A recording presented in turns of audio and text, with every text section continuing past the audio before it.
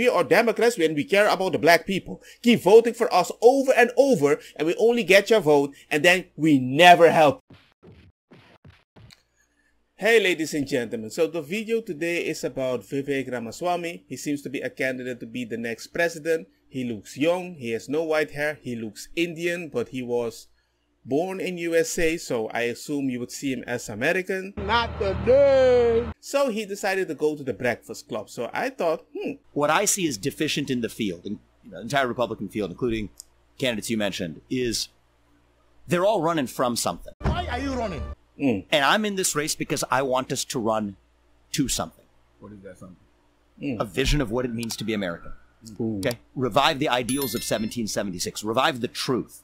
Meritocracy, excellence, freedom of speech, rule of law. A radical idea. This is not a Democrat or Republican idea, that the people we elect include both parties, right? to run the government ought to at least be the ones who actually run the government. That's not the case today. You want to talk about fixing the system? You want to talk about one of the myths where we fall short of our ideals? We're taught in school that we have 3 branches of government. They're irrelevant compared to who actually runs the government. It's a 4th branch of government of 3-letter agencies in Washington, D.C. That is a formula for corruption. Corruption we get. That's a system we need to break down. I mean, you could go down the list. SEC, FDA, EPA, TSA.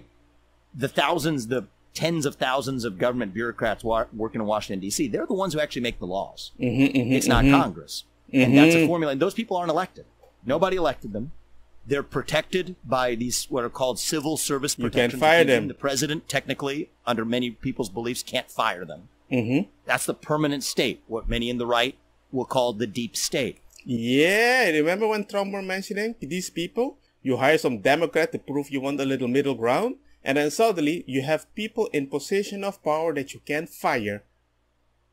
Hey man, that's dangerous. I think that's a problem. I think that falls short of our ideals. I think the same FBI that threatened Martin Luther King with suicide on the back of incorrectly collected tapes is now committing, I would say, hypocrisy and corrupt actions against people of a different political persuasion that the FBI doesn't like today.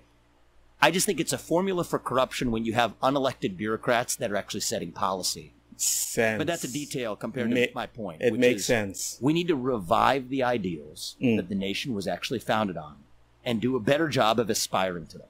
And we have Teslin Figaro. I'm sure Teslin has some questions. Tez, you good? Yes, I do.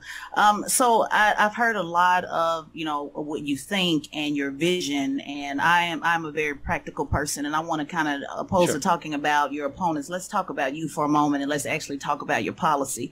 Explain to me your position on this civic duty voting.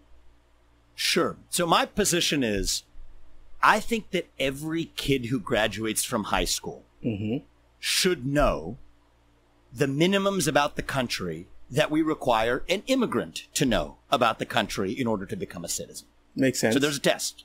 My mom had to pass it. Every immigrant has to pass it to this country. That asks you some basic questions. What are the 3 branches of government? What branch of government does the U.S. president lead? Some basic questions about what is the Bill of Rights.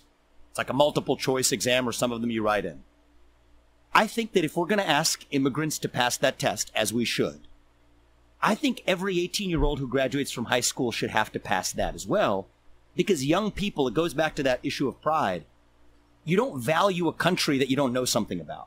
True. You will never care about something that you never learned to cherish. And a lot of people are like, I came to the country, I want to enjoy my culture. True. But you need to at least appreciate the country that you're even able to go to escape or start a new life.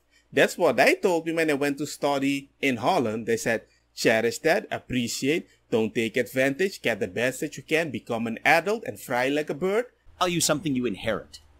You value something you have a stake in creating, in building, or knowing something about. So how do we think big about this? Well, young people, as I told you, most of them, very few of them vote, as it stands today. Super small numbers. And apparently 60% of them say they would rather give up their right to vote than give up TikTok. It's not like a lot of people are actually voting. I mean, I didn't even care about voting. Because usually you start caring about the plan that you're going to leave your kid. I think compared to back in the day, how much people care about politics is way more than when I was a kid. They care way more. But surprisingly, a lot of people still don't vote, which surprises me with all this political drama. You gonna make mommy broke? Dang! All right, let's take that to the next level. How about we do something that raises the voting age from 18 to 25, but you still get to vote at 18 if you just pass that same civics test that an immigrant has to pass in order to vote. And equality. Tests aren't for everybody, so be it. Then you at least serve in the military or a first responder role for 6 months. That's my civic duty voting proposal. And the reason is, I'll actually make a prediction. I think youth voting in this country will skyrocket. Yeah. After from a very low level right now, it will skyrocket because you value something you actually have to earn. Yep. Remember, ladies and gentlemen, when World War II happened, when they bombed those people, do you know how many kids were kind of excited to protect a country that they really, really, really loved? Bruh, it was crazy. People were lying on there about their birth certificate. I'm freaking 18. Let's go. You have to be happy that you have an amazing life. Don't you think? You should appreciate it. And I don't see people believe that anymore. And I think that this is not a left-wing or right-wing point. We all have duties as citizens, right? Yes. You know, we aspire to free market capitalism, right? Materialist advance. And that's the life I've lived as well, by the way. My parents came to this country with not a lot of money. I've lived the American dream. I've made a lot of money by building businesses. That's one side of what it means to be an American. But part of it is we also have duties to this country. And I think the more we wake that up, actually, the voting age only became 18 in 1971 in the context of the Vietnam draft. So I just think reviving those ideas is going to be good for us. I think you're asking a lot. So let's prove your point. Nick, our camera guy, do you know the 3 branches of the federal government? Over 24, so it don't matter. But I'm just saying, but nobody knows there are 24. Red, do you know the 3 branches? Together we can stop this. Exactly. Well, I got a test. I would like to see if you're willing to pass. Oh my God. I think Envy is just jealous because he is browner than him or something like that. But the thing is, you have an issue, so you don't care about the civic duty because the civic duty did nothing for you. So why would you care about who's going to be in power? Because you already think nobody cares about you, right? It's like, yo, you're kind of competitive. You don't want to talk. You want a debate. I believe in, just as you believe in civic engagement, I believe in changing the ideas of what political opponents look like, what they should look like, or political candidates. Are you willing to take a test with me quickly? Because I just have a couple of questions for you. I will, absolutely. So and the way this is opening up, I have a feeling I'm about to fail it, but that's good. Let's do it. That's right, yeah. Just for clarity, I am an independent. I'm not a Democrat or a Republican. Cool. I think that's important for the premise of the argument because I know you did a lot of debating. It's also no, you are not gonna get away with that. You're coming with a test that will give you the right glasses to look the person in a specific way. But then you say, my glasses, they're independent and not Democrat or Republican. Wow. These are the same questions that I asked liberal Democrat Marianne Williamson. So I want to make sure that we put that out there as well, just to kind of set the foundation for the test. I'm open to being humbled. Let's do this. Okay, great. Let's go. So you mentioned, the pride of being an American and how important it is to have pride in this country. I'm also a veteran, by the way, for the United States Air Force. So when is it that you voted for the first time? I voted in 2020. Okay, so you're how old again? I'm 37 years old. So just like me. How many years you sat around and did not get involved at all in any civic engagement? Is that my understanding? A long time is the answer. And actually, that's what I wrote this book about. I'm not holding myself out as some sort of model. I'm actually offering myself as a self-reflection of my journey as a citizen, to whom this country has given much, right? As an adult, when you have kids, it changes your perspectives. I'm very honest about that. Absolutely. Okay, no problem. So let's go deeper into the self-reflection. So you've sat around and sir, I'm being as respectful as I possibly can, please. No, you cannot say that. You cannot say that. Then already I know it's going to be disrespectful. Yeah, boy. Don't take anything and you don't even have to be. And you don't even have to be. So take it off and let's go. So you've been sitting around in the country that my ancestors built for 20 years. Your parents came over as immigrants, brought you over. You made millions, according to your resume, off of this country, and you have absolutely not been involved in civics. One, not voting, and two, let me just ask, because I know you mentioned earlier you don't want to sit around at the debate and talk about accomplishments. Let's make the accomplishments pretty simple. In high school, were you ever a class president or take any leadership role? Because your opponent did, Chris Christie. He was the class president. So have you ever taken any leadership at all on anything, or just... Can I just correct a couple factual things that are kind of important? My parents didn't bring me over to the country. I was born in this country, and I'm proud of that. No, I know you were born here in Ohio. Yeah. Ohio. You mentioned my parents. I'm saying your parents were immigrants. My apologies. That's all right. You said your parents brought you over to this country. I thought I would set that record straight. I mean, they were immigrants, but let's not go down the water hole. No, we're not Stop talking. Stop talking, ladies. And then the other thing is, you were born here in Ohio. I was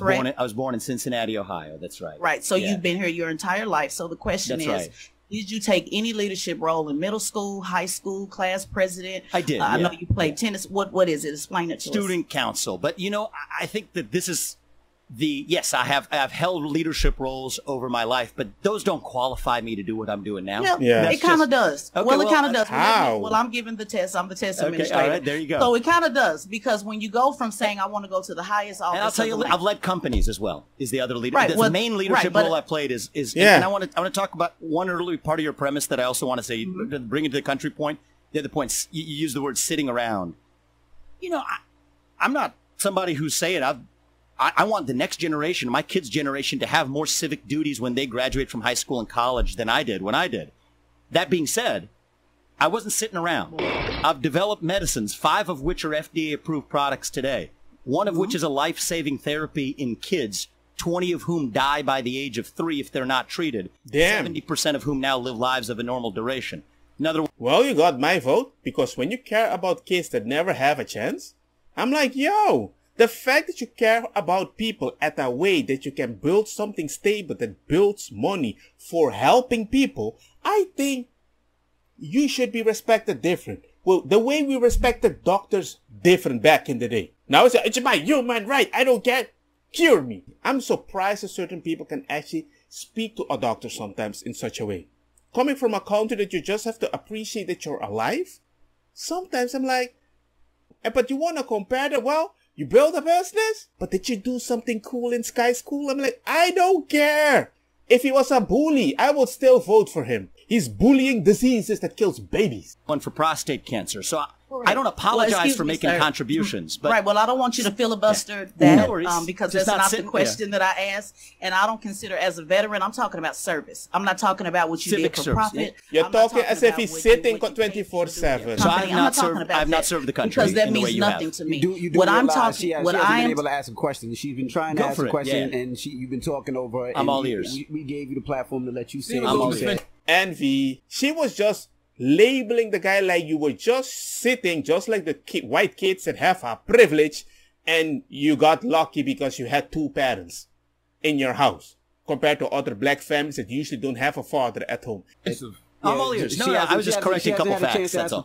Every time she tried to ask a question, you've been cutting her off. I'm all ears. Right. So your question. So my question again is: you're trying to your goal is to raise the standard, and you're saying you want people to believe in country, and you want people to have civic engagement. And sir, I just find it very telling that you haven't had any civic engagement at all, and haven't been at all. And when I say sit around, I don't mean you haven't done anything. I'm talking about in regards to service. Because one thing about political office, the same way that you want to change how people look at politics and look at this country, I want to change how people look at politicians. And when I see that someone hasn't did anything at all to be of service to mankind, to take a leadership role, it's not good enough to just be on city student council. Were you a leader? All of that applies. Have you been able to get anybody in the room at any time, from a high school gymnasium to Ohio Republican? I think she just wants to say, did you go to the university to be a president? Because it's a career and you need to build it and come with the curriculum when you apply. Maybe just like Joe Biden. Who doesn't want more Joe Biden? Why did I go there?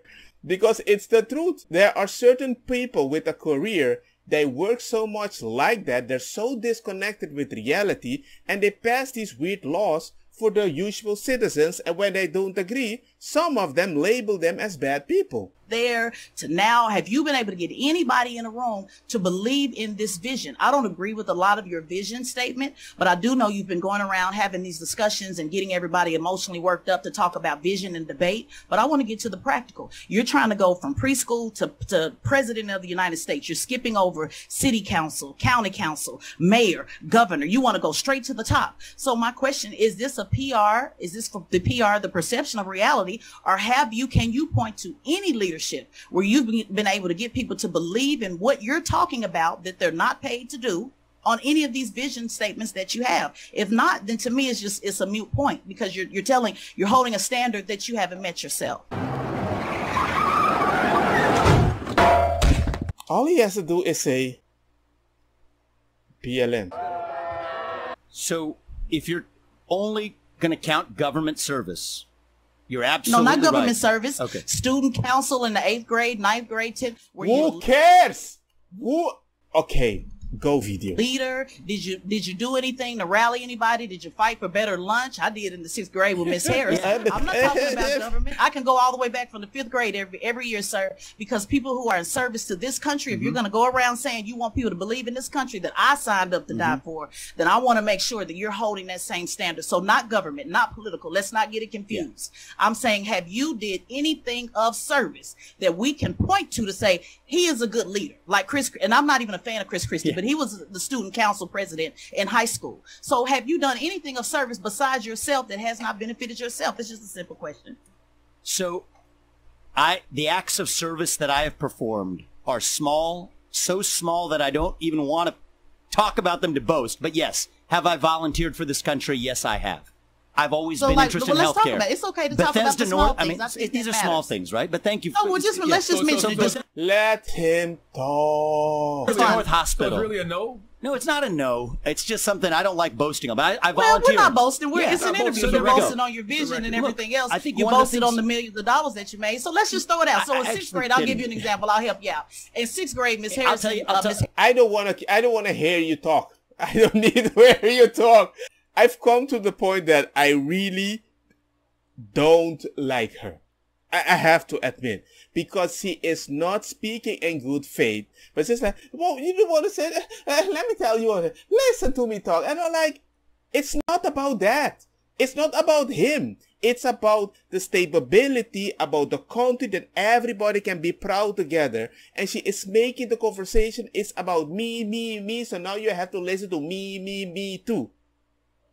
BLM. Let me give you an example, because maybe you're confused. In the 6th grade, Miss Harris was snatching papers from everybody in the classroom. So me as a 10-year-old, I went to the principal and said, I'm tired of Miss Harris snatching papers. So you're snitch. And I organized the students around getting Miss Harris to stop snatching papers. Now, there was a consequence for that. I got suspended for 5 days for talking back, and I got in trouble. I got a spanking, and I was on punishment for months and months. But that is a simple way of organizing people. So I want you to kind of boast about it the way you did the millions of dollars and said what you did with the pharmaceutical companies. What leadership can you point to that you've been able to rally anybody around anything that is of service that you did not pay anybody to do? I think that's important for the next president of the United States. Sure. Cool. So I've always been drawn to healthcare.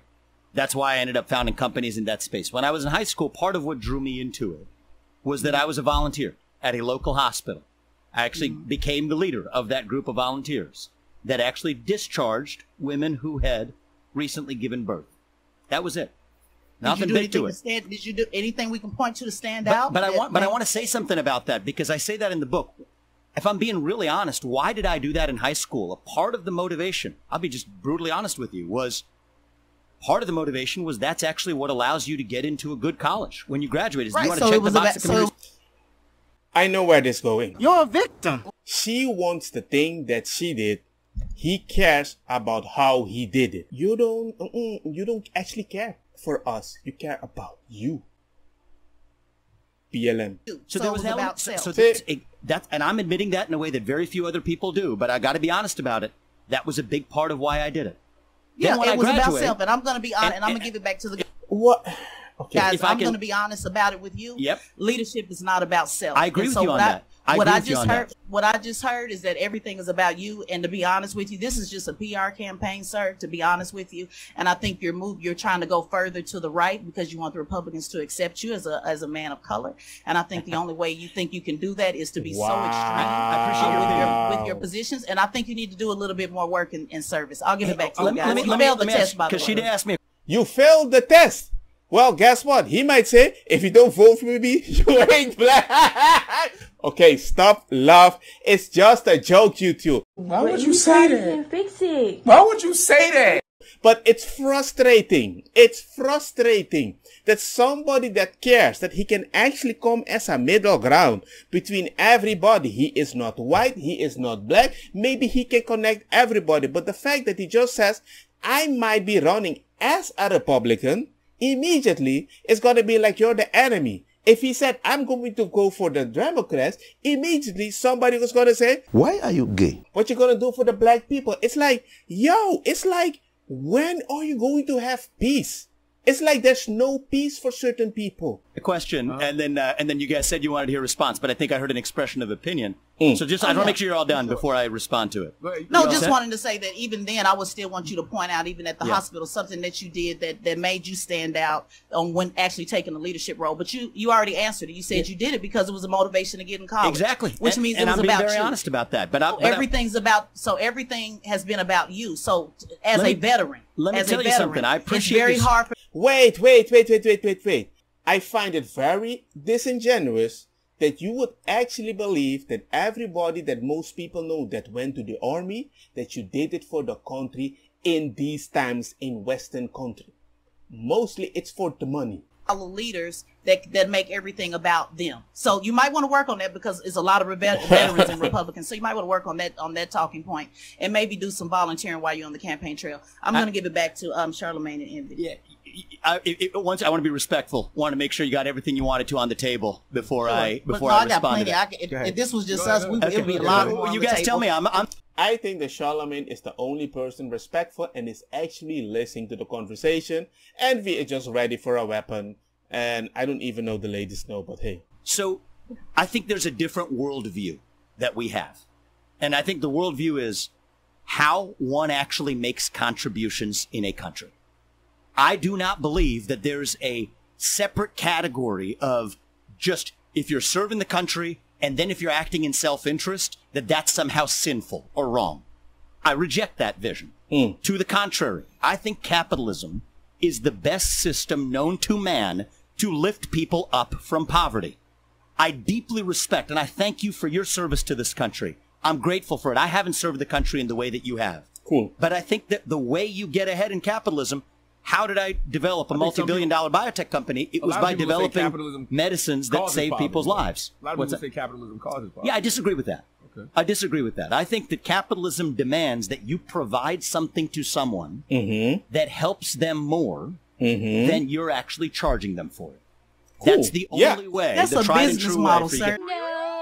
That's not service. It is a business model. It's not, I'm not saying that's not service. I'm saying it's having an impact on society. An elected official is service. That's the disconnect. That's right. So now I'm moving on to there are phases of our lives where we do different things. Well, you're moving straight all the way up to president. Let him speak, man. Let him speak. It's like you need to do something so you're motivated to earn some money, to get something, to have extra money, build something with them and keep spinning and making it bigger. Of course, it has to be a controlled model. But the idea that you're like, I want you to work and never receive any money. Why the heck didn't you invite Nancy Pelosi and ask her why she gets so much money and throw all the money to buy stocks? You didn't care about that, right? You don't care about those stuff because they say we are Democrats and we care about the black people. Keep voting for us over and over and we only get your vote and then we never help you. But we help all the other races, especially the Ukrainian. President of the United States. You know, I don't view it as a hierarchy. I don't view it as a hierarchy. I don't believe in hierarchies. Ooh. The hierarchy is the way the bureaucracy works. I don't believe in so we have a difference in opinion. You also don't believe in service, and that's where we're having a discussion. He didn't say that. I disagree with you on that. I do think it's whack that you're proposing to revoke voting rights for 18 to 24-year-olds unless they meet certain qualifications, but you never exercise your rights. Well, so long. So most young people don't, is the whole point. So, Charlamagne, let me ask you a question. Do you think the largest voter turnouts have been over the last couple of elections? Few elections. They still voted at a very low rate. But let me ask you a question. What do you think about high school students being required to pass the civics test? What's your perspective on that? The one that you proposed? The one that every immigrant has to pass in order to enter the country. If every high school student has to pass that before they graduate, what's your take on that? I don't think there's anything wrong with it. Okay, good. Now let me tell you something about the law as it exists today. Men in this country, not women, but men are required by law to register with the Selective Service. Ooh. Age 18 to 25. That's the draft. We don't have a draft, but men have to register. If you don't, they put you in prison. At least they can. It's a criminal offense if you don't. My view is I would decriminalize that. I don't like the government telling you what you can and cannot do. That's not the American way. But if you want to enjoy the civic privilege of voting, then I think it is perfectly legitimate to say you have to at least know something about the country or have served that country, one or the other. Absolutely. Now, I think that what do we actually care about, right? What do we? I mean, we can do the personal attack thing. We care about the country. We care about the country. The cornerstone of democracy. Voting is the cornerstone of democracy. I have not. Sir, yeah, that's right. And you know what? Here's the thing. Here's the thing that's different. Sir, excuse me, because this is important. We have to pause it. This is not a personal attack. That's okay. This is okay. I'm done with this, lady. So all I can say in this situation is like a supposed PR campaign went to a PR office and they can't agree. And I just wanted to see two people talk that were on the opposite side, and that was him and Charlamagne, not her. I think she's speaking in bad faith, speaking good faith. And now you want to defend yourself because you don't want to look bad? No wonder Charlamagne was like, hey man, you asked the question. Take the bullet. Because if I do that, I think this guy's going to roast me. Well, you did your civic duty. Wow, I didn't mean to do that. I'm so afraid right now to make bad jokes. YouTube, you messed me in the brain. I'm demonetized for the people that don't know. Just because of a joke. Because I come from a country that specific jokes is allowed. And it's clear to people that I'm joking. But not to me. It is what it is. It is what it is. And let me know what you guys think about the whole situation. Like, share, hit the bell notification, and see you in the next one.